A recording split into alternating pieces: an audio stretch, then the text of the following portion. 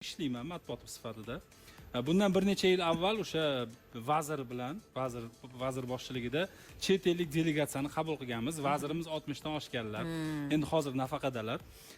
Va shu yerda tarjimon yigit tarjimonlik qilyapti o'sha chet eldan kelgan delegatsiya bilan oradagi va endi sohada terminlar borda, terminologiya biroz qiyinroq bo'ladi. Buni o'zingizlar ham yaxshi bilasizlar. Va ozgina qiynaldi haligi tilmochi yigitda. Keyin vazir uka maylimi o'zim gaplashsam dedi. Maylimi o'zim gaplashsam deb shunaqa gaplashdi, hammamiz bunday bo'lib o'tirdik-da. Bunday bo'lib o'tirdik. Keyin tugadi.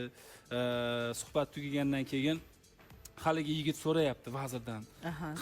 Qoyilman, qanaqa qilib, qachondan o'rgangansiz desa, shu 3 yil oldin boshladim. 60 yoshda. 60 yoshdan oshgan. 3 yil oldin boshladim deyaptilar-da. 56 yoshda o'rgangan. Qarang qanaqa. Hattoki yosh o'tgan paytda til o'rganish xotiga ham foyda va o'sha Alzheimer kasalligi kelib chiqmasligiga yordam berar ekan. Chunki til o'rganadimi, boshqa bilim o'rganishi erta kechi yo'q.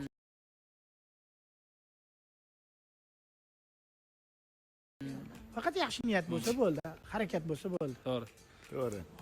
Yo, men kulayotganim, hozir voqealarni bir o'ylab anaqa qiladigan bo'lsangiz, ingliz tili bo'yicha juda ko'p bunaqa voqealar bo'lgan. Bir do'stim ertalab ishxonasiga borib kutib tursam, u mendan ham vaqtliroq kelib, o'ziga o'qituvchi yollab, bankda ishlaydi, bank raisi, o'qituvchi yollab, o'sha ertalabdan dars o'rganar ekanda.